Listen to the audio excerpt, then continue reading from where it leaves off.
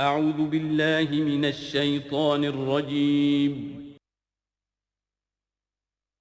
بسم اللہ الرحمن الرحیم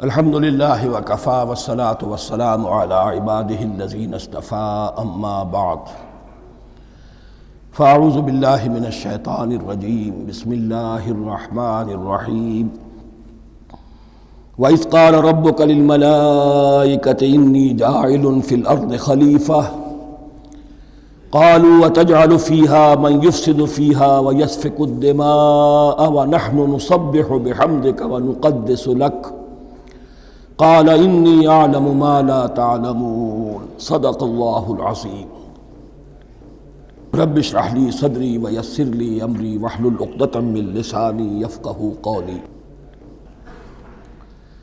جیسا کہ میں نے عرض کیا تھا، سورہ بقرہ کے پہلے 4 رکوع نہایت اہم ہیں، نہایت جامع ہیں۔ پہلے 2 رکوعوں میں 3 قسم کے انسانوں کی وضاحت کی گئی، 3 قسم کے کردار کے نقشے کھینچ دیے گئے۔ تیسرے رکوع میں قرآن مجید کی دعوت کا خلاصہ آ گیا، توحید فی العقیدہ، توحید فی العمل، یعنی عبادت اللہ کی، ایمان بالرسالت، قرآن مجید کو منزل من اللہ کلام ماننا۔ اس میں اگر شک ہے تو جو بھی چیلنج تھا، اگر واقعتاً تمہیں شک ہے، حقیقت میں شک نہیں ہے، لیکن جیسا کہ تم کہہ رہے ہو کہ تمہیں شک ہے تو کوشش کرو اس کے مقابلے کی ایک صورت بنا لاؤ۔ پھر آخرت، جنت اور دوزخ، ان دونوں کا تذکرہ ہو گیا۔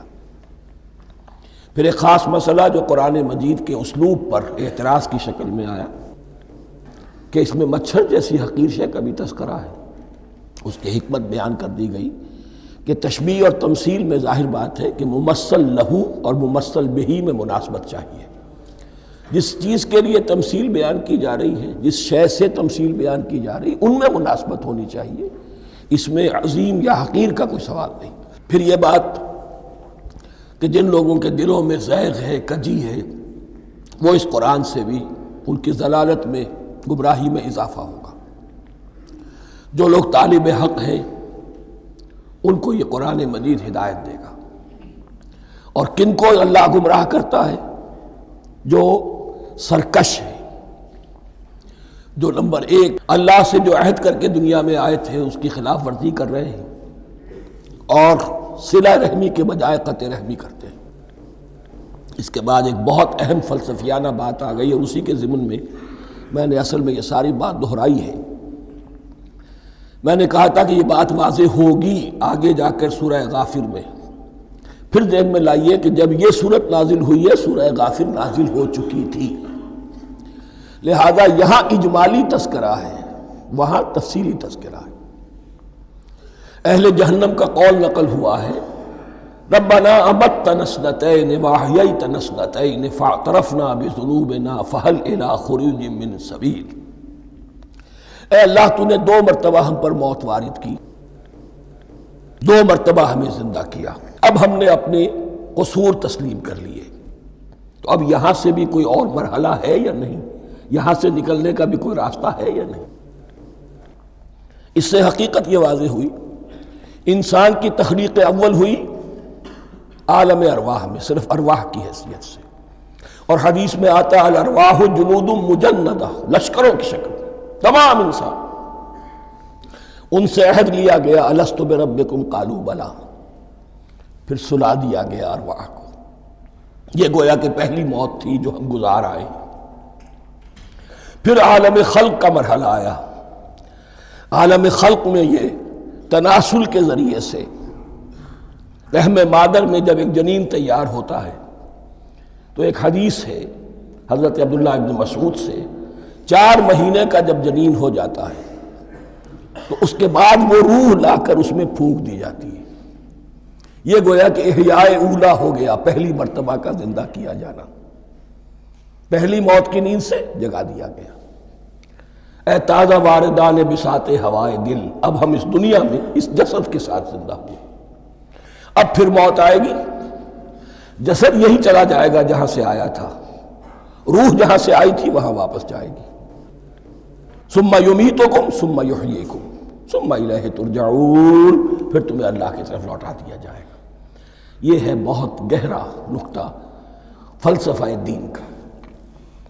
اس کے بعد مضمون شروع ہو رہا ہے خلافت کا، جس کا اجمالی جو ہے تذکرہ 3 رکوع کی آخری آیت میں آ گیا. هو الذی خلق لکم ما فی الارض جمیعا، زمین میں جو کچھ ہے اے انسانوں تمہارے لیے پیدا کیا گیا. اسی کے ساتھ جڑتا ہوا مضمون اب خلافت کا آ رہا ہے. وَإِذْ قَالَ رَبُّكَ لِلْمَلَائِكَةِ إِنِّي جَاعِلٌ فِي الْأَرْضِ خَلِيفَةً، اور یاد کرو جب کہ کہا تھا تمہارے رب نے فرشتوں سے میں بنانے والا ہوں زمین میں ایک خلیفہ.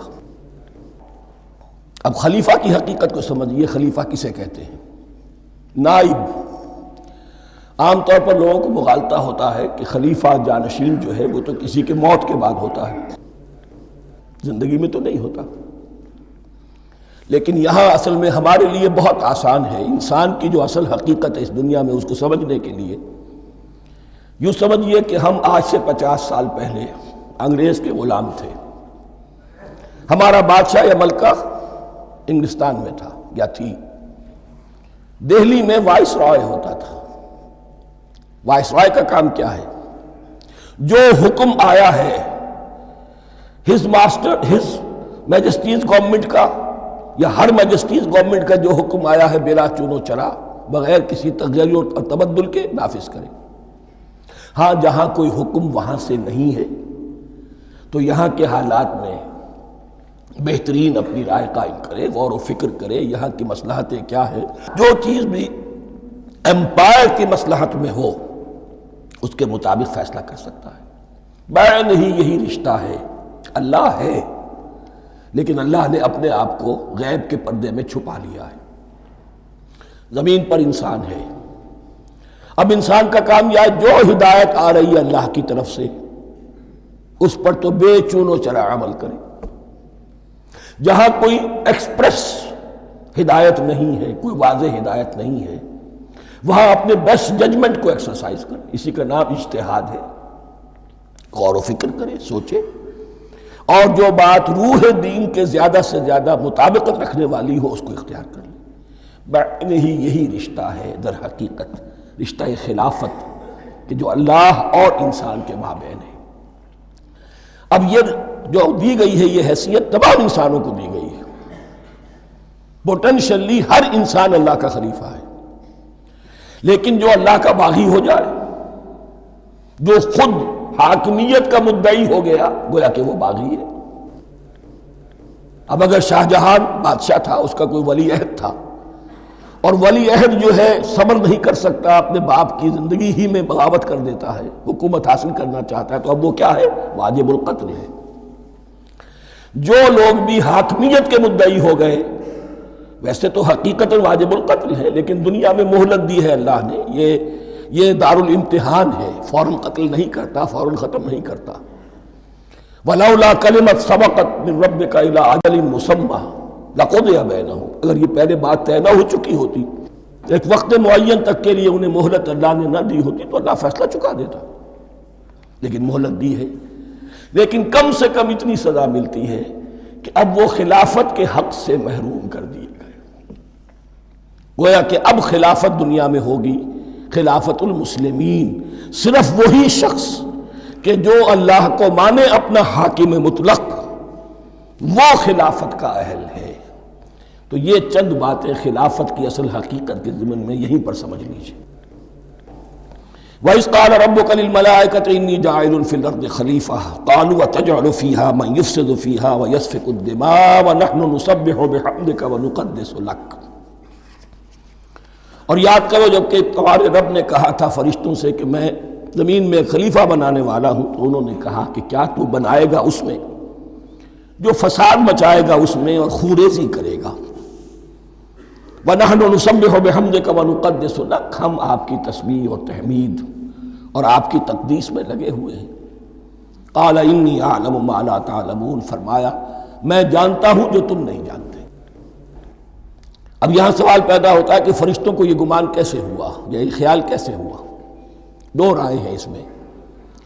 ایک تو یہ کہ انسان کی تخلیق سے پہلے اس دنیا میں جنات تھے، اور انہیں بھی کچھ اللہ نے تھوڑا سا اختیار دیا تھا، اور انہوں نے یہاں فساد مچایا۔ انہی پر قیاس کرتے ہوئے فرشتوں نے سمجھا کہ انسان بھی پھر زمین میں فساد مچائے گا، خوریزی کرے گا۔ ایک دوسری اصولی بات یہ کہی گئی ہے کہ خلافت کا لفظ جب استعمال ہوا تو اس کے معنی ہے کہ کوئی نہ کوئی اختیار بھی ملے گا۔ جنات کے بارے میں خلافت کا لفظ کہیں نہیں آیا، انسان کے بارے میں آ رہا ہے۔ خلیفہ بالکل بے اختیار نہیں ہوتا، جیسا کہ میں نے عرض کیا، جہاں واضح حکم ہے تو اس کی تو تنفیذ، یہاں نہیں ہے وہاں اپنی رائے سے جتنا بھی بہتر سے بہتر سوچ سکتا ہو انسان رائے قائم کرے۔ یہ اختیار جو ہے، ظاہر بات ہے جہاں اختیار ہوگا صحیح استعمال ہونے کا بھی امکان ہے، غلط استعمال ہونے کا بھی امکان ہے۔ اختیار تو بلکہ یہ کہ آپ کا پولیٹیکل سائنس کا تو ایکزیم یہ ہے، authority turns to corrupt and absolute authority corrupts absolutely۔ تو ٹینڈنسی کرپشن کی ہوتی ہے اختیار کے اندر۔ اس بنا پر انہوں نے قیاس کیا کہ اس میں فساد ہوگا، خوریزی ہوگی۔ اللہ تعالیٰ نے فرمایا اپنی حکمتوں سے میں خود واقف ہوں، میں کیوں بنا رہا ہوں یہ میں جانتا ہوں، تم نہیں جانتے۔ وَعَلَّمَ آدَمَ الْأَسْمَاءَ كُلَّهَا، اور اللہ نے سکھا دیے آدم کو تمام کے تمام نام۔ اب اس میں بھی ایک رائے تو یہ ہے، بلکہ اس میں تقریباً اجماع ہے مفسرین کا، کہ اس سے مراد ہے تمام اشیاء کے نام، اور تمام اشیاء کے نام سے مراد ہے ان کی حقیقت کا علم۔ ہیومن نالج جو ہے، اگر آپ اس کا تجزیہ کریں گے تو وہ یہی ہے کہ انسان ایک چیز کو پہچانتا ہے، پھر اس کے لیے ایک نام رکھتا ہے یا کوئی ٹرم اس کے لیے قائم کرتا ہے۔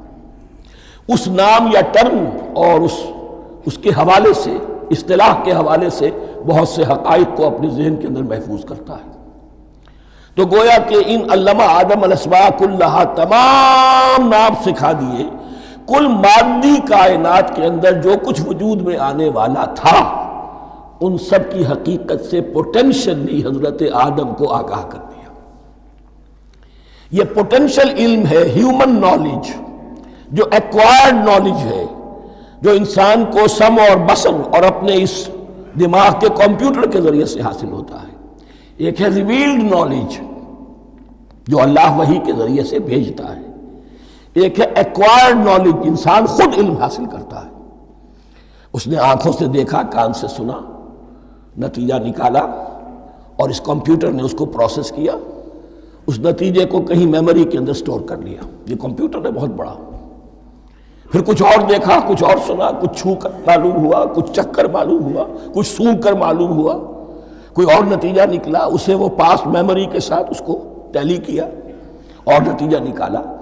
اس طرح رفتہ رفتہ ان السمع والبصر والفؤاد کل اولئک کان عنہ مسئولا، یہ ایکوائرڈ نالج تین چیزوں سے انسان کو حاصل ہو رہا ہے، سماعت، بصارت اور یہ عقل، جو فائدہ اخذ کرتی ہے، جو اس کو پروسیس کرتی ہے، اس تمام جو سینس ڈیٹا اس کو مہیا ہوتا ہے سینس آرگنز کے ذریعے سے۔ یہ علم ہے جو پوٹینشلی حضرت آدم کو دے دیا گیا۔ اس کی ایکسفولیشن ہو رہی ہے، اب درجہ بدرجہ وہ علم پھیل رہا ہے، بڑھ رہا ہے، اور بڑھتے بڑھتے کہاں تک پہنچے گا ہم کچھ نہیں کہہ سکتے۔ کہاں سے کہاں پہنچ گیا انسان۔ اس نصف صدی کے اندر علم انسانی میں جو ایکسپلوژن ہوا ہے، میں اور آپ اس کا تصور تک نہیں کر سکتے۔ اکثر بڑے بڑے جو سائنسدان ہیں انہیں تصور نہیں ہے، اس لیے کہ ایک شخص اپنی لائن فزکس کے بارے میں جانتا ہے کیا کچھ ہو گیا، یا فزکس کی بھی کسی شاخ کے بارے میں جانتا ہے، باقی دوسری جو لائن ہے اسے کچھ پتہ نہیں۔ اسپیشلائزیشن کا دور ہے، لہذا جو ایکسپلوژن کہا جائے، دھماکہ ہوا ہے علم کا، اس کا کوئی اندازہ نہیں ہے ہمارے۔ اور کس تیزی کے ساتھ وہ چیز آگے بڑھ رہی ہے، کس تیزی کے ساتھ ایک چیز آج جو ایجاد ہوئی چند دنوں کے اندر اندر اس کے بعد اس کا نیا کوئی ورشن آ جاتا ہے اور یہ چیز جو ہے آبسولیٹ ہو جاتی ہے۔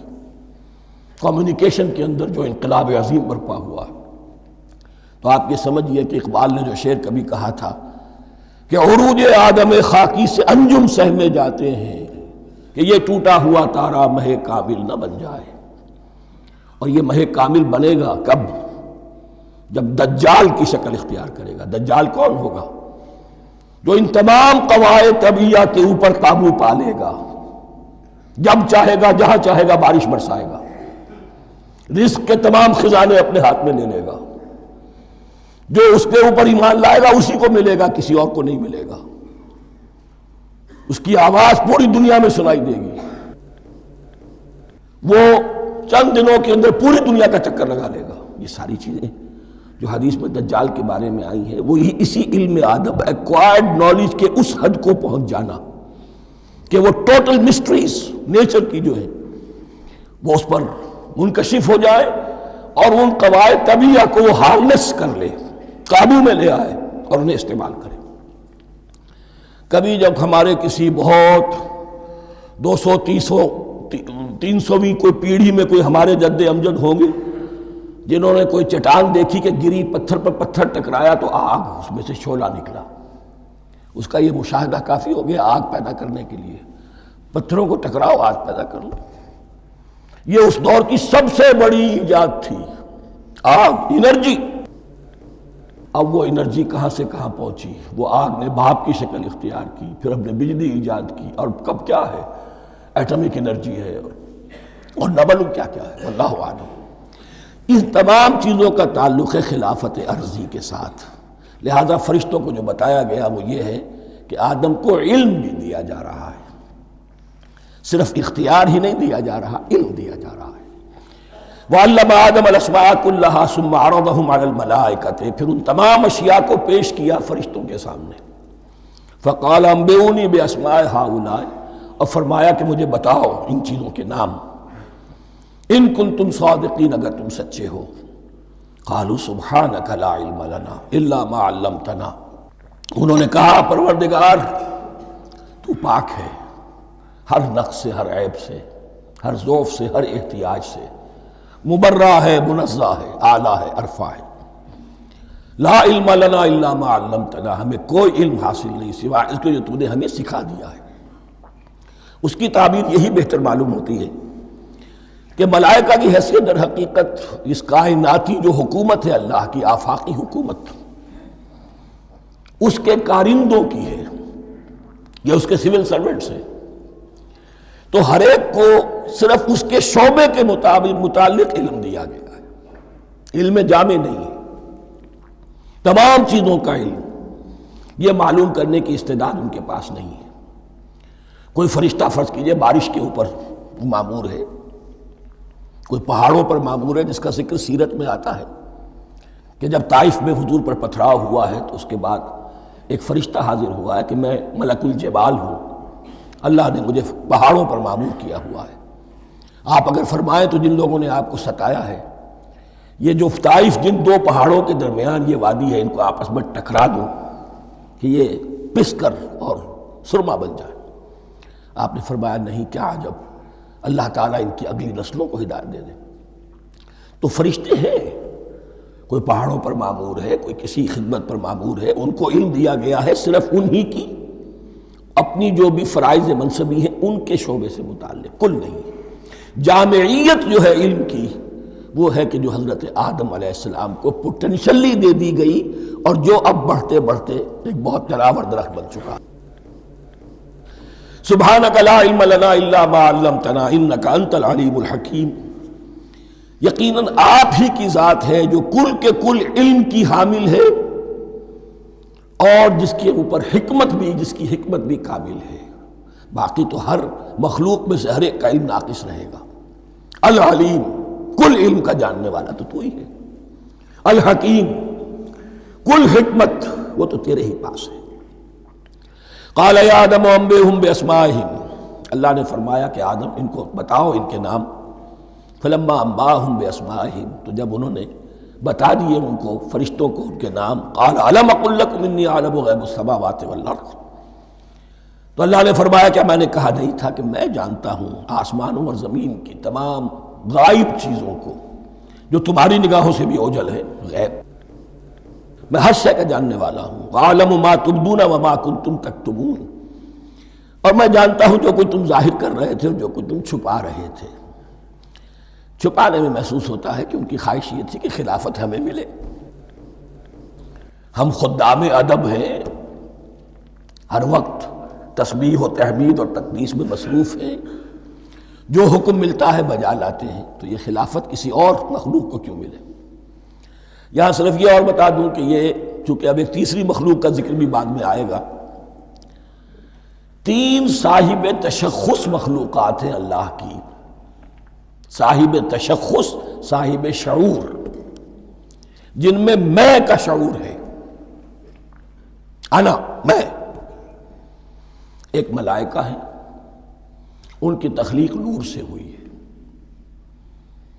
ایک انسان ہے جن کی تخلیق گارے سے ہوئی ہے. ایک جنات ہیں جن کی تخلیق آگ سے ہوئی ہے. باقی حیوانات ہیں، ان میں شعور تو ہے، خود شعوری نہیں ہے. Self consciousness, there is a world of difference between consciousness and self consciousness. انسان جب دیکھتا ہے تو اس کو یہ بھی معلوم ہے میں دیکھ رہا ہوں. کتا بلہ دیکھتا ہے، اسے یہ اندازہ نہیں ہوتا کہ میں دیکھ رہا ہوں. دیکھنے کا ایک نتیجہ ہے جو نکل آتا ہے، لیکن میں کا وجود نہیں ہے. یہ انا، سیلف، ایگو، یہ انسان میں ہے، جنات میں ہے، شعور میں، اور فرشتوں میں ہے.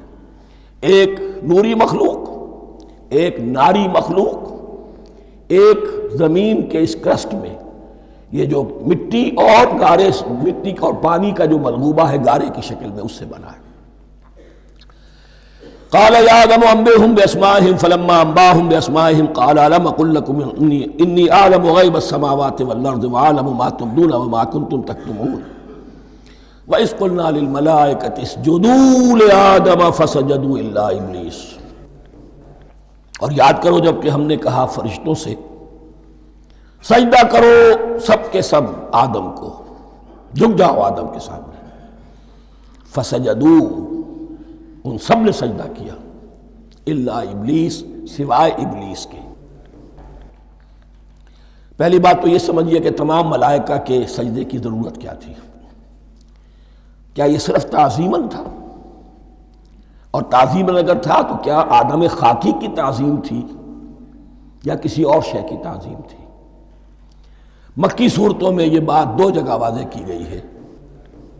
فَإِذَا سَوَّيْتُهُ وَنَفَخْتُ فِيهِ مِن رُوحِي فَقَعُوا لَهُ سَاجِدِينَ.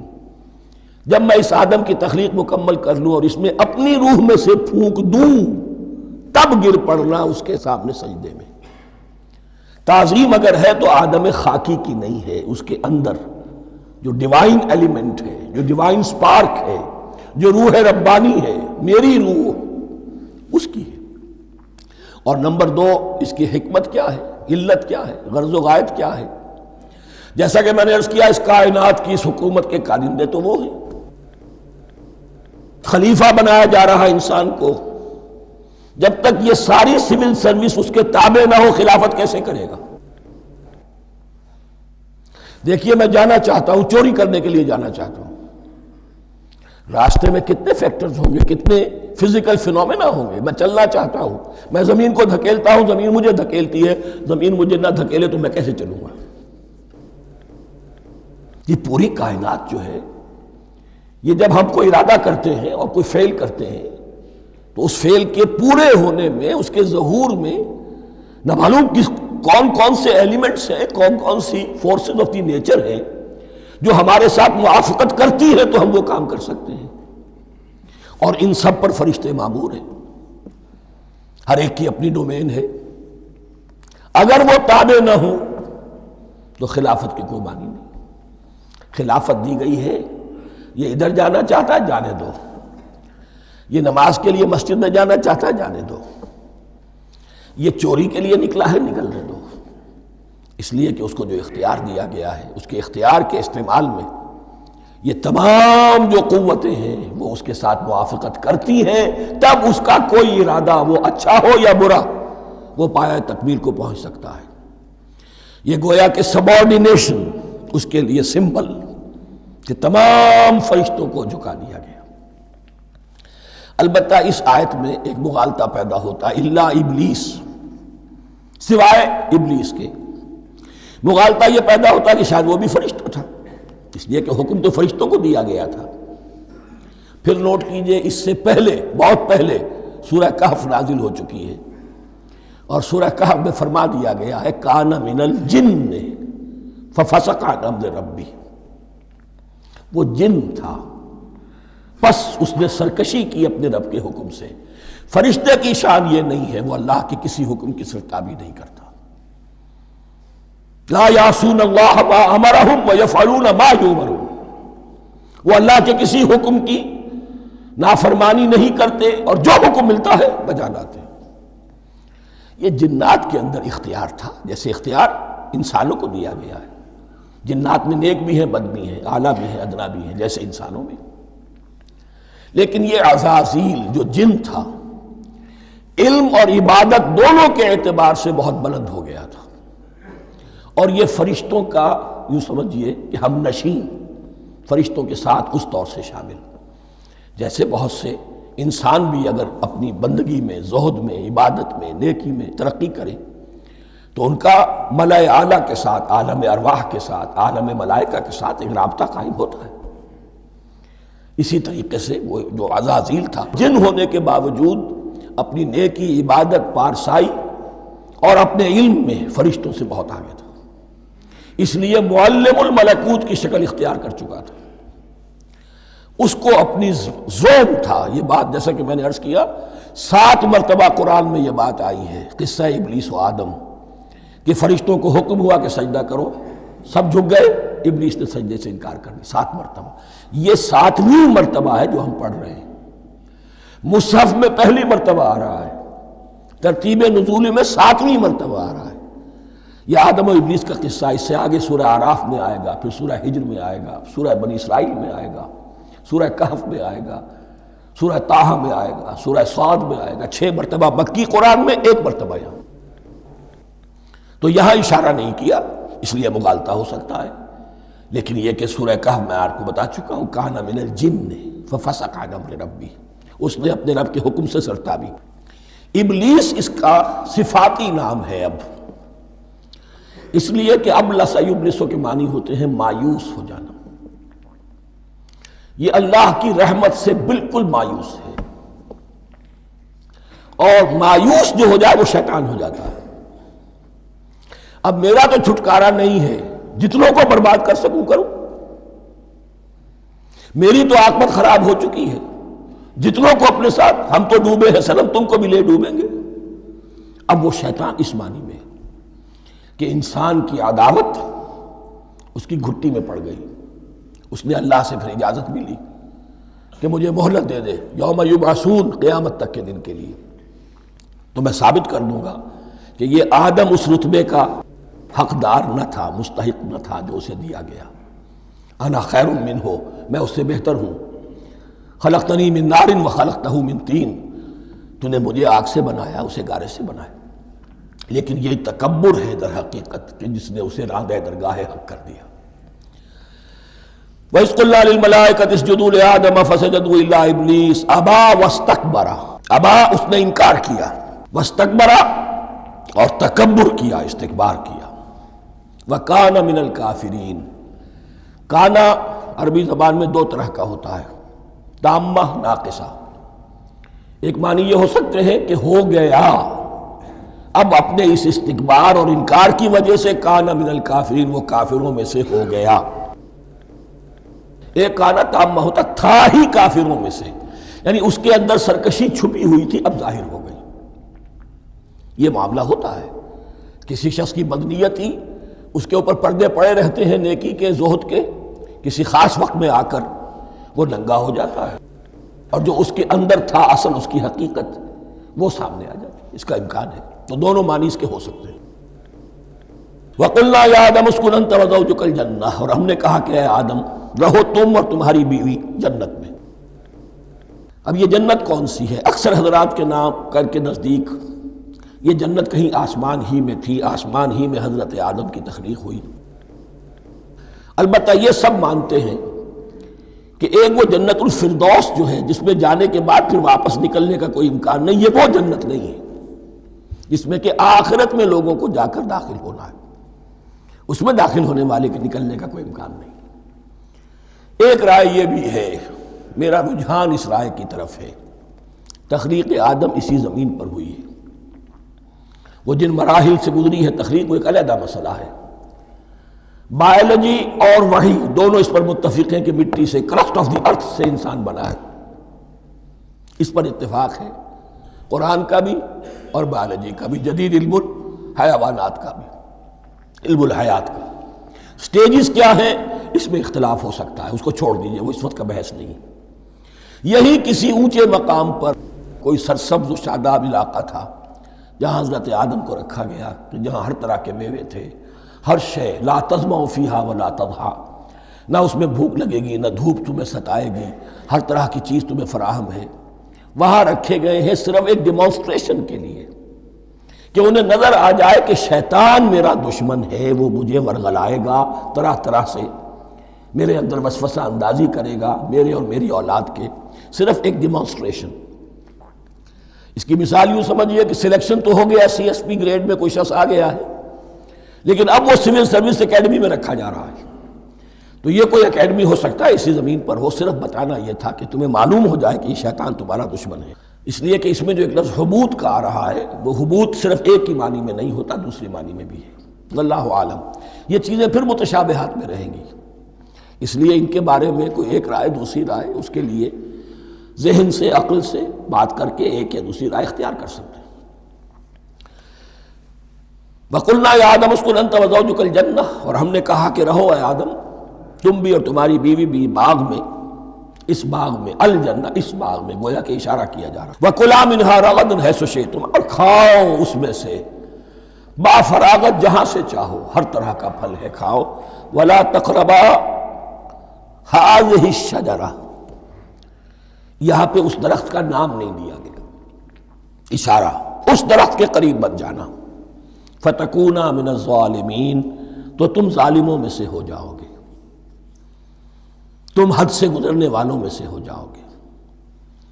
اب اس کی بھی حکمت سمجھیے کہ چونکہ ڈیمانسٹریشن کرانی ہے کہ تمہیں کسی چیز سے، ہزار چیزیں مباح ہیں دنیا میں، چند چیزیں پینے کی حرام ہیں، اب تم اگر ان ہزار مباح چیزوں کو چھوڑ کر حرام چیز کو پیتے ہو تو یہ تمہارا اختیار ہوا، جبکہ اللہ تعالیٰ نے مباحات کا دائرہ بہت وسیع رکھا ہے۔ جس سے چاہو چند رشتے ہیں جو بیان کر دیے گئے، یہ حرام ہے، محرمات ہے، ابدیہ ہیں، ان سے تو شادی نہیں ہو سکتی، باقی کسی مسلمان عورت سے دنیا کے کسی کونے میں وہ شادی کر سکتے، کروڑوں کے آپشنز آپ کے لیے خالی کھلے ہیں، لیکن پھر بھی انسان شادی نہ کرے، زنا کرے، یہ گویا کہ اس کی اپنی خباثت نفس ہے۔ ایک نہیں، دو دو، تین تین، چار چار تک شادی کرو، اجازت ہے تمہیں۔ تو اس اعتبار سے مباحات، اب یہ پورا باغ تمہارے لیے مباح ہے، بس ایک درخت ہے، اس کے پاس نہ جانا، اور درخت کا نام لینے کی کوئی ضرورت نہیں، تو آزمائش تھی نا، صرف ایک آزمائش اور اس کی ڈیمانسٹریشن۔ فَأَزَلَّهُمَا الشَّيْطَانُ عَنْهَا، تو پھسلا دیا ان دونوں کو شیطان نے اس درخت کے بارے میں۔ اب وہ کس کس طریقے سے پھسلایا، یہ بھی جیسا کہ میں نے عرض کیا 6 مرتبہ چونکہ یہ قصہ آ چکا ہے، اس کی آپ کو سورہ طٰہٰ میں تفصیل ملے گی، کس کس طریقے سے پھسلایا اور اس بات کے لیے تیار کیا۔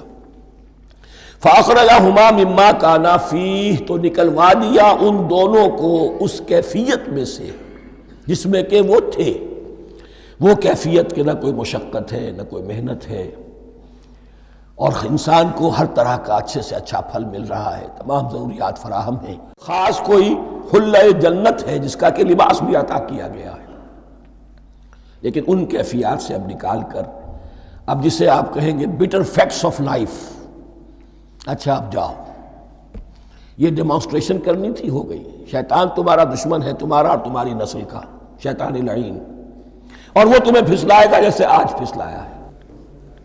تم آگاہ رہنا اس کی شرارتوں سے۔ ان الشیطان لکم عدو فاتخذوہ عدوا، یہ شیطان تمہارا دشمن ہے، اسے اپنا دشمن ہی سمجھو۔ لیکن یہ ہے کہ اگر کچھ لوگ اسے دوست بنا لیں، اس کے ایجنٹ بن جائیں، اس کے کارندے بن جائیں، یہ ان کا چوائس ہے جس کی سزا انہیں ملے گی۔ فَأَخْرَجَهُمَا مِمَّا كَانَا فِيهِ وَقُلْنَا اهْبِطُوا بَعْضُكُمْ لِبَعْضٍ عَدُوٌّ، اور ہم نے کہا اترو، تم سب ایک دوسرے کے دشمن ہوگے۔ اب یہ چونکہ جمع کا صیغہ آیا ہے، ایک دوسرے کے دشمن ہوگے، تو ایک دشمنی تو شیطان اور آدم اور ذریت آدم کی ہے، ایک اور دشمنی بھی ہے جو انسان میں مرد اور عورت کے مابین ہے۔ عورت بھی پھسلاتی ہے، غلط راستے پر ڈالتی ہے، مرد عورتوں کو گمراہ کرتے ہیں، عورتیں مردوں کو گمراہ کرتی ہیں۔ قرآن مجید میں کہا گیا یا ایھا الذین آمنوا ان من ازواجکم واولادکم عدوا لکم فاحذروہم، اہل ایمان چوکنے رہو، چوکس رہو، تمہاری بیویوں اور اولاد میں سے تمہارے دشمن ہیں، بچ کر رہو، کیپ الرٹ،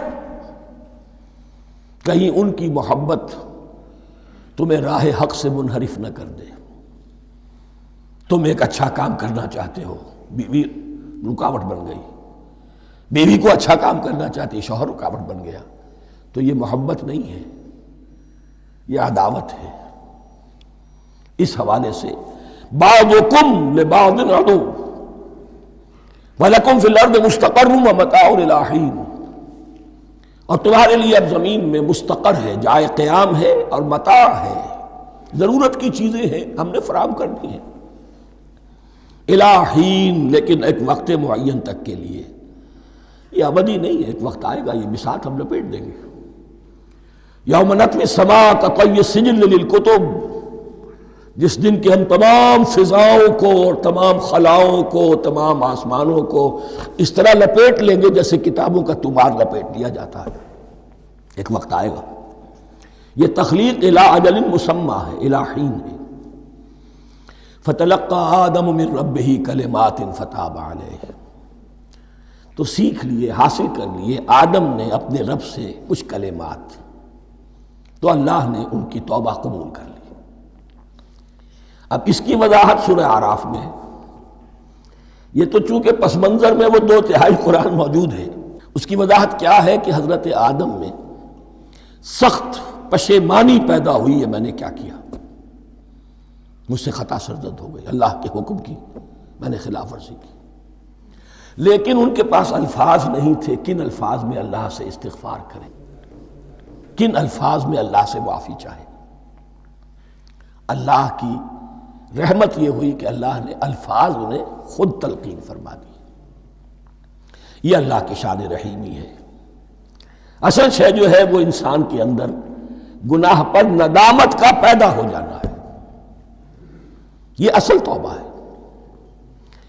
علامہ اقبال نے جو بڑی اپنی آغاز عنفوان شباب میں جو اشعار کہے تھے، ان میں سے ایک شعر کو سن کر پھڑک اٹھے تھے اس وقت کے اساتذہ بھی۔ موتی سمجھ کے شان کریمی نے چن لیے، قطرے جو تھے میرے عرق انفعال کے، انفعال کہتے ہیں شرمندگی کو، شرمندگی سے میری پیشانی پر جو پسینے کے قطرے نمودار ہو گئے، میرے پروردگار کو وہ اتنے عزیز ہوئے، اس نے انہیں موتی کی طرح چن لیا۔ موتی سمجھ کے شان کریمی نے چن لیے، قطرے جو تھے میرے عرق انفعال کے، تو فتلقى آدم من ربہ کلمات، ان پر پچھتاوا ہوا، ندامت ہوئی، اللہ نے انہیں الفاظ، وہ الفاظ کیا تھے وہ سورہ اعراف میں ہیں، ربنا ظلمنا انفسنا وان لم تغفر لنا وترحمنا لنکونن من الخاسرین، اے اللہ ہم نے اپنی جانوں پر ظلم کیا ہے، اور اگر تو نے ہمیں بخش نہ دیا اور رحم نہ فرمایا تو ہم تو خسارہ والوں میں ہو جائیں گے، تباہ ہو جائیں گے، برباد ہو جائیں گے۔ یہی پر فوری تقابل موجود ہے۔ غلطی ابلیس سے بھی ہوئی، حکم سے سرتابی ہوئی، لیکن اس پر ندامت نہیں ہوئی، تکبر کی بنا پر اور اکڑ گیا، انا خیر منہ۔ غلطی آدم سے بھی ہوئی، نافرمانی ہوئی، لیکن اس پر پشیمان ہوئے اور توبہ کی۔ وہ شیطنت ہے، یہ آدمیت ہے، ورنہ کوئی انسان گناہ سے اور معصیت سے مبرہ نہیں ہے۔ حضور کی ایک حدیث ہے، کل بنی آدم کلکم خطاؤون، کل بنی آدم خطاؤون وخیر الخطائین التوابون۔ آدم کے تمام اولاد، تمام انسان خطا کار ہیں، ان خطا کاروں میں بہتر وہ ہیں، اچھے وہ ہیں جو توبہ کرتے ہیں۔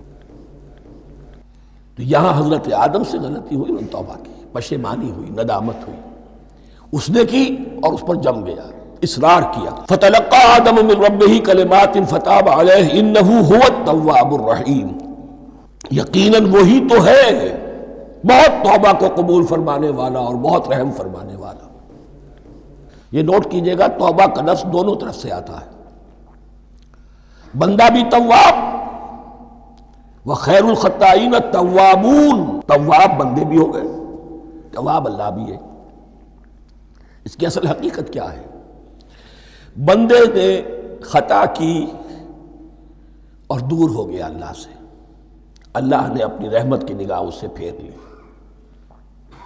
بندے نے توبہ کی، اللہ پھر اپنی رحمت کے ساتھ اس کی طرف متوجہ ہو گیا۔ توبہ کے معنی پلٹنا۔ بندہ معصیت سے توبہ کر کے اپنی اصلاح کی طرف، بندگی کی طرف، اطاعت کی طرف پلٹ آیا۔ اللہ نے جو اپنی نظر رحمت پھیر لی تھی، اللہ نے پھر وہی اپنی شان غفاری اور رحیمی کے ساتھ بندے کی طرف توجہ فرما لی، جس کے لیے حدیث میں الفاظ آتے ہیں، تم اگر میری طرف بالشت بھراؤ گے میں ہاتھ بھراؤں گا، تم اگر چل کر آؤ گے میں دوڑ کر آؤں گا، ہم تو مائل بکرم ہیں کوئی سائل ہی نہیں، راہ دکھلائیں کسے رہنم منزل ہی نہیں۔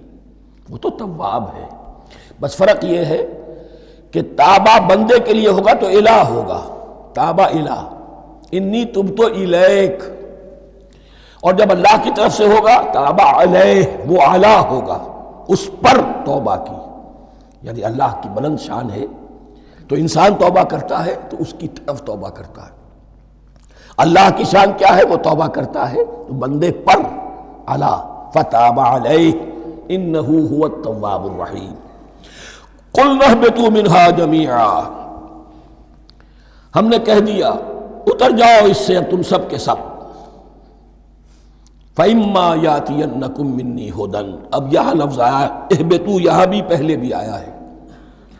جو حضرات یہ سمجھتے ہیں کہ تخلیق آدم آسمانوں پر ہوئی ہے اور جنت بھی وہ آسمان میں ہے جہاں رکھے گئے تھے، آزمائشی یا ٹریننگ یا ڈیمانسٹریشن والی جنت، وہ یہاں حبوط کا ترجمہ کریں گے کہ آسمان سے زمین پر اترنے کا حکم دیا گیا۔ جو لوگ سمجھتے ہیں یہی کسی بلند مقام پر تھے، وہ کہتے ہیں کہ نیچے اترو، کسی بڑی اونچی سطح مرتفع پر اگر کوئی جگہ تھی تو اب نیچے اترو اور جاؤ، اب تمہیں زمین میں ہل چلانا پڑے گا، اب روٹی حاصل کرنے کے لیے یہ جو نعمتوں کے دسترخوان یہاں بچھے ہوئے تھے یہ اب تمہارے لیے نہیں ہے۔ اس کے لیے اس معنی میں اس لفظ کا استعمال جو ہے وہ آ جائے گا آگے چل کر اسی سورہ بقرہ کے اندر، کہ اس معنی میں بھی سورہ بقرہ کے 7ویں رکوع میں یہ لفظ استعمال ہوا ہے، تو امکان اس کا بھی ہے۔ بس اس سے آگے ادھر یا ادھر کی زیادہ بحث کرنے کا یہ موقع دورہ ترجمہ قرآن میں نہیں ہے۔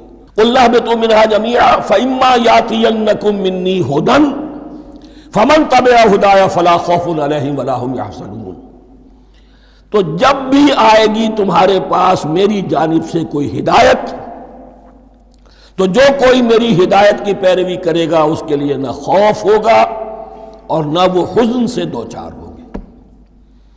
یہ ہے علم انسانی کا دوسرا گوشہ، ریویلڈ نالج۔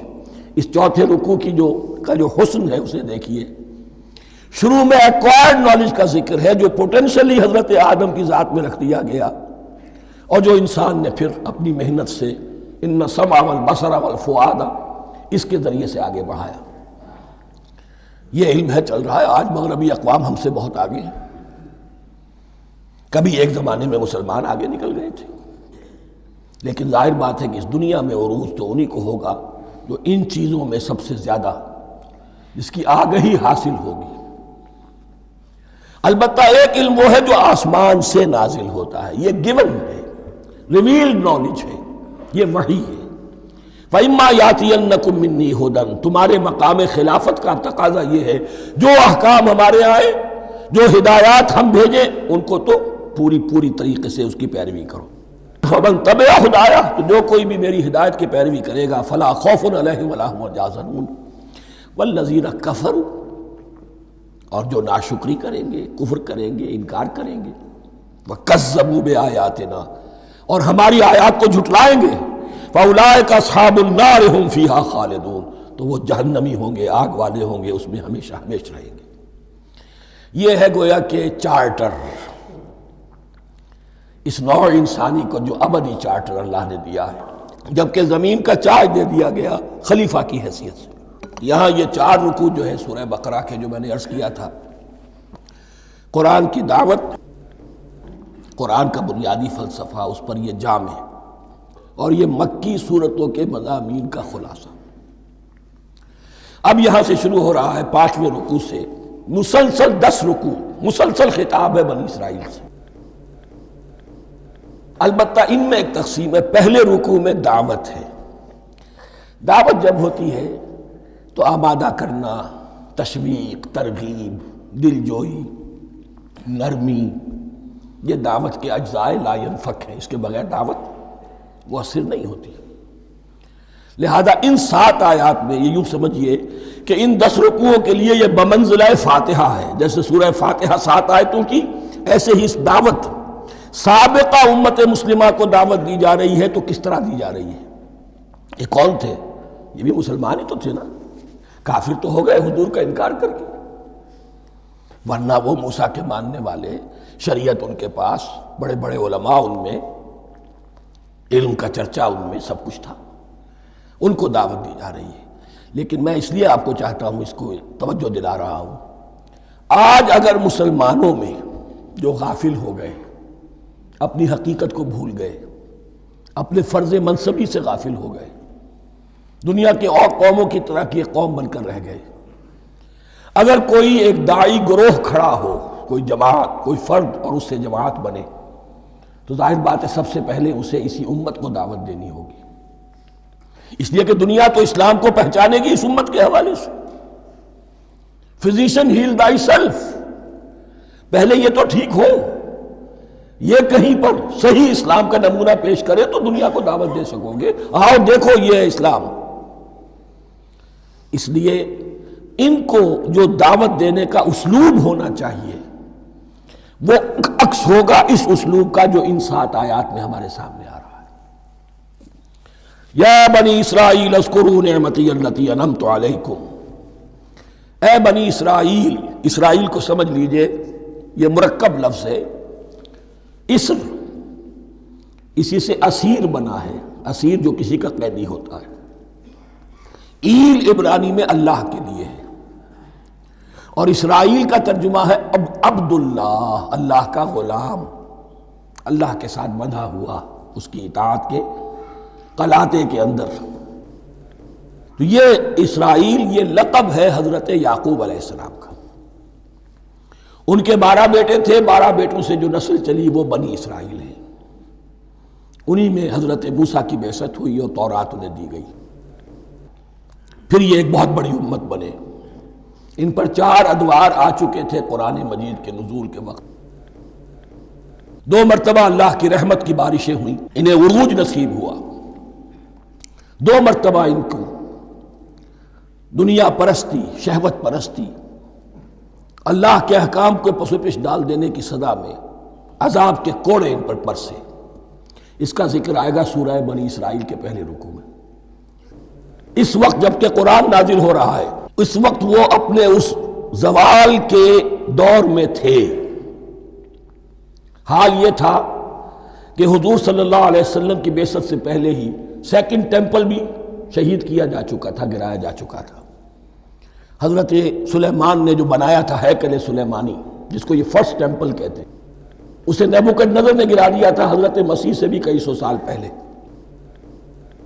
لیکن اس کے بعد پھر یہ رومنز نے سن 70 عیسوی میں حضور کی ولادت سے 500 برس پہلے ان کا یہ یروشلم تباہ و برباد ہوا، اس میں لوگوں کو قتل کیا گیا، قتل عام ہوا، اور سیکنڈ ٹیمپل جو ہے وہ بھی گرا دیا گیا، جو اب تک گرا پڑا ہوا ہے۔ صرف ایک ویلنگ وال ہے جس کے پاس جا کر یہودی جو ہے ماتم کر لیتے ہیں، روتے ہیں، اور اب وہ بنانے پر تلے ہوئے ہیں اپنا تھرڈ ٹیمپل، اس کے نقشے بن چکے ہیں، بلو پرنٹ بن چکے ہیں۔ لیکن بہرحال جس وقت قرآن نازل ہو رہا تھا یہ بہت ہی پستی میں تھے۔ اس کے بارے میں فرمایا، اے بنی اسرائیل ذرا یاد کرو میرے اس انعام کو جو تم پر ہوا۔ وہ انعام کیا ہے؟ میں نے تمہیں اپنی کتاب دی، نبوت سے سرفراز فرمایا، اپنی شریعت تمہیں عطا فرمائی، تمہیں تمہارے اندر داؤد اور سلیمان جیسے بادشاہ اٹھائے جو بادشاہ بھی تھے، نبی بھی تھے۔ وَأَوْفُوا بِعَهْدِي، اور میرے وعدے کو پورا کرو تاکہ میں بھی اپنے وعدے کو پورا کروں۔ یہ وعدہ ہے جو کتاب استثناء جو ہے اولڈ ٹیسٹمنٹ کی، ڈیوٹرانومی، اس کے 18ویں باب کی آیت نمبر 18 اور 19 میں ہے۔ حضرت موسیٰ سے خطاب کر کے اس میں اللہ نے یہ الفاظ فرمائے، میں ان کے بھائیوں میں سے تیرے مانند ایک نبی برپا کروں گا اور اس کے منہ میں اپنا کلام ڈالوں گا، اور وہ وہی کچھ بتائے گا جو میں اس سے کہوں گا۔ یہ گویا کہ حضرت موسیٰ علیہ السلام کی امت کو بتایا جا رہا تھا کہ نبی آخر الزمان آئیں گے اور تمہیں انہیں قبول کرنا ہے۔ قرآن مجید میں اس کا بڑا تفصیلی ذکر سورہ اعراف میں آئے گا انشاءاللہ، لیکن یہاں فرمایا اوفوا بعہدی اوف بعہدکم، تم میرا عہد پورا کرو، میرے اس نبی کو تسلیم کرو، اس پر ایمان لاؤ، اس پر کی صدا پر لبیک کہو، تو میں تمہیں میرے انعام و اکرام اور بڑھتے چلے جائیں گے۔ وَإِيَّايَ فَارْهَبُونَ، اور صرف مجھ سے ڈرو۔ وَآمِنُوا بِمَا أَنزَلْتُ مُصَدِّقًا لِمَا مَعَكُمْ، اور ایمان لاؤ اس پر جو میں نے نازل کیا ہے، جو تمہارے پاس جو تورات ہے اس کی تصدیق کرتے ہوئے آیا ہے۔ اس کے دو معنی ہے، ایک تو قرآن تصدیق کرتا ہے تورات کی اور انجیل کی، فیہا ہدی و نور، فیہ ہدی و نور، اور دوسرے یہ کہ قرآن اور محمد صلی اللہ علیہ وسلم ان پیشین گوئیوں کے مصداق بن کر آئے ہیں جو تورات میں تھی، ورنہ وہ پیشین گوئیاں جھوٹی ثابت ہوتی۔ ان کے مصداق کون ہے؟ قرآن اور محمد صلی اللہ علیہ وسلم، یہ دونوں معنی اس کے ہیں۔ وَآمِنُوا بِمَا أَنزَلْتُ مُصَدِّقًا لِمَا مَعَكُمْ وَلَا تَكُونُوا أَوَّلَ كَافِرٍ بِهِ، اور دیکھو تم ہی سب سے پہلے ان کا کفر کرنے والے نہ بن جاؤ۔ تمہیں تو سب کچھ معلوم تھا، تم تو منتظر تھے، تم تو آخری نبی کے انتظار میں تھے اور ان کے حوالے سے دعائیں کیا کرتے تھے کہ اللہ اس نبی آخر الزمان کے واسطے سے ہماری مدد فرما اور کافروں کے مقابلے میں ہمیں فتح عطا فرما۔ یہ آئے گا آگے چل کر اسی سورہ بقرہ کے اندر۔ لیکن اب تم ہی سب سے بڑھ کر کافر ہو گئے، تم ہی سب سے بڑھ کر دشمن ہو گئے۔ وَلَا تَكُونُوا أَوَّلَ كَافِرٍ بِهِ وَلَا تَشْتَرُوا بِآيَاتِي ثَمَنًا قَلِيلًا، اور دیکھو میری ان آیات کے عوض حقیر سی قیمت قبول نہ کرو۔ یہ آیات الہیہ ہیں، ان کو رد کر رہے ہو، کس لیے؟ ہماری مسندیں، ہماری حیثیت، ہماری چودراہٹیں، کہیں ان پر کوئی آنچ نہ آ جائے۔ حقیر سی چیزیں، یہ صرف اس دنیا کا سامان ہے، اس کے سوا کچھ نہیں۔ وَلَا تَشْتَرُوا بِآيَاتِي ثَمَنًا قَلِيلًا وَإِيَّايَ فَاتَّقُونِ، اور صرف مجھ سے تقوی اختیار کرو، میرا تقوی اختیار کرو۔ وَلَا تَلْبِسُوا الْحَقَّ بِالْبَاطِلِ وَتَكْتُمُوا الْحَقَّ وَأَنْتُمْ تَعْلَمُونَ، اور نہ گڈمڈ کرو حق کے ساتھ باطل کو، اور مت چھپاؤ حق کو، درا حالے کہ تم جانتے ہو۔ یہ بات اچھی طرح نوٹ کرنی ہے، جانتے بوجھتے کرنا، ایک ہے مغالطے میں کرنا، وہ ضلالت ہے، گمراہی ہے۔ ایک جان بوجھ کر کرنا، حق کو پہچان کر اسے رد کرنا، یہ پھر اللہ تعالیٰ کے غضب کو دعوت دینا ہے، ریت آف اللہ، اس کے غضب کو دعوت دینا ہے کہ حق کو پہچان کر اس کی نفی کی جائے۔ وَأَنْتُمْ تَعْلَمُونَ، علماء یہود قرآن مجید میں آگے چل کر آئے گا، ایسے پہچانتے تھے محمد کو اور قرآن کو جیسے اپنے بیٹوں کو، یعرفونہ کما یعرفون ابناہم، ایسے پہچانتے جیسے اپنے بیٹوں۔ وَأَقِیمُوا الصَّلَاةَ وَآتُوا الزَّکَاۃَ، دیکھو نماز قائم کرو، زکوٰۃ ادا کرو، وَارْکَعُوا مَعَ الرَّاکِعِینَ، اور جھکنے والوں کے ساتھ جھکو۔ یہ اول تو رکوع کو انہوں نے اپنے ہاں سے خارج کر دیا تھا، ثانیاً باجماعت نماز ان کے ہاں ختم ہو گئی تھی۔ وَارْکَعُوا مَعَ الرَّاکِعِینَ، جماعت باجماعت نماز کی طرف اشارہ ہے۔ أَتَأْمُرُونَ النَّاسَ بِالْبِرِّ وَتَنْسَوْنَ أَنفُسَكُمْ، کیا تم لوگوں کو نیکی کا حکم دیتے ہو، تقویٰ کی، پارسائی کی تعلیم دیتے ہو؟ میں کہہ رہا ہوں نا کہ اصل میں مخاطب کون ہے؟ علماء یہود۔ اس آیت سے ثابت ہو گیا عالم ہمارا بھی جب بھی کھڑا ہوگا اونچے سے اونچا واز کہے گا، اعلیٰ سے اعلیٰ بات کہے گا۔ اکثر و بیشتر کا حال یہ ہے کہ ان کا اپنا کردار دیکھیے تو کوئی مناسبت ہی نہیں اس سے کہ جو وہ بات کہہ رہا ہے، جو لوگوں کو دعوت دے رہا ہے اس پر خود عمل نہیں۔ تو یہی در حقیقت علماء یہود کا کردار بن چکا تھا۔ أَتَأْمُرُونَ النَّاسَ بِالْبِرِّ وَتَنْسَوْنَ أَنفُسَكُمْ، کیا تم لوگوں کو نیکی کا حکم دیتے ہو اور خود اپنے آپ کو بھول جاتے ہو؟ وَأَنْتُمْ تَتْلُونَ الْكِتَابَ، اور یہ سب کچھ تم کر رہے ہو اس حال میں کہ کتاب پڑھتے بھی ہو، تورات پڑھتے ہو، صاحب تورات ہو۔ ہمارے بھی بہت سے علماء کا علماء سو جنہیں ہم کہتے ہیں حال یہ ہو چکا ہے، خود بدلتے نہیں قرآن کو بدل دیتے ہیں، ہوئے کس درجہ فقیہان حکم بے توفیق۔ جو صورتحال ہے صرف قرآن کا متن بچا ہوا ہے، اس کے مفہوم میں، اس کی تفسیر میں، اس کے ترجمے میں تو تحریفیں موجود ہیں، بڑی بڑی تحریفیں موجود ہیں، متن بچا ہوا ہے، وہ اس لیے کہ اللہ تعالیٰ نے اس کی حفاظت کا ذمہ لیا ہے۔ وَاسْتَعِینُوا بِالصَّبْرِ وَالصَّلَاةِ، اور مدد حاصل کرو دو چیزوں سے، صبر اور نماز۔ یہ صبر کا لفظ یہاں پر بہت قیمتی ہے، بہت بامانی ہے۔ علماء سو کیوں وجود میں آتے ہیں؟ جب وہ دنیا کے کتے بن جائیں گے تو وہ دین کو بدنام کرنے والے ہوں گے۔ بظاہر دینی مناسب ہیں لیکن اصل میں ان کے پردے میں دنیا داری کی جا رہی ہے، صبر نہیں۔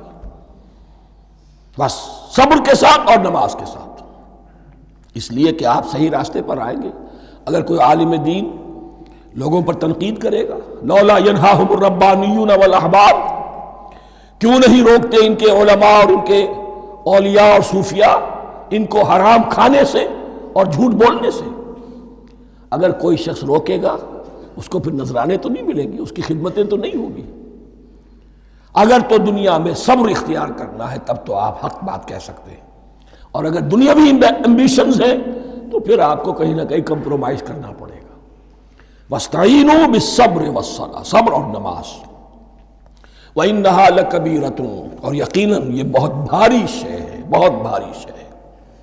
عام طور پر خیال یہ ہے کہ انہا کی ضمیر صرف صلاۃ کی طرف جاتی ہے، نماز بہت بھاری ہے۔ ایک رائے یہ ہے کہ نہیں، یہ پورے طرز عمل کی طرف جا رہی ہے۔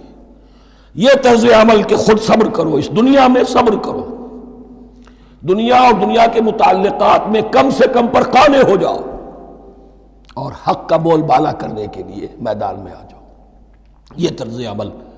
اور اس میں پھر نماز، الصلاۃ عماد الدین۔ وَإِنَّهَا لَكَبِیرَةٌ إِلَّا عَلَى الْخَاشِعِينَ، یہ یقیناً بہت بھاری چیز ہے، یہ روش، یہ رویہ بھی بہت بھاری اور نماز بھی بہت بھاری ہے، سوائے ان خشوع رکھنے والوں کے، ڈرنے والوں کے جن کے دل جھک گئے ہیں اللہ کے سامنے۔ الذین یظنون انہم ملاقو ربہم، جنہیں یہ یقین ہے کہ انہیں اپنے رب سے ملاقات کرنی ہے، جیسا کہ میں نے شروع میں توجہ دلائی تھی، وبالآخرۃ ہم یوقنون، یہ ایمان بالآخرت ہے جو انسان کو سیدھا رکھتا ہے عمل کے میدان میں۔ الذین یظنون انہم ملاقو ربہم وانہم الیہ راجعون، اور جنہیں یہ یقین ہے کہ بالآخر اسی کی طرف ہمیں لوٹنا ہے۔ بارک اللہ لی ولکم فی القرآن العظیم ونفعنی وإیاکم بالآیات والذکر الحکیم۔